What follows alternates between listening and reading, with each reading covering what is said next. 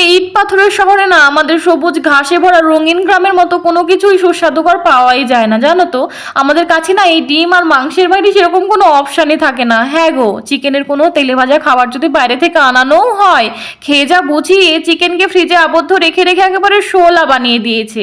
না থাকে কোনো সুগন্ধ আর নাই থাকে কোনো সুস্বাদ।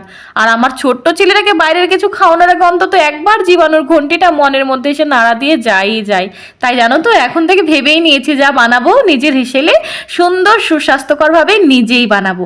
দেখো না, গল্প করতে করতে এই চিকেন ক্যান্ডিটা একটু ফ্রিজে রেখে দিয়েছিলাম, এটা ভেবে যে বরবাবু এলে তবেই তেলে ছাড়বো। ওই যে বলতে বলতে চলেই এলো আমার অপেক্ষার অবসান ঘটিয়ে। গরম তেলে ছাড়তেই ক্যান্ডিটা দেখো না কত সুন্দর সুগন্ধই না ছড়িয়েছে, আর সেই সুগন্ধে সুগন্ধিত হয়ে ছেলেটা আমার প্লেটের উপর এসে উকি ঝুঁকি মারছে।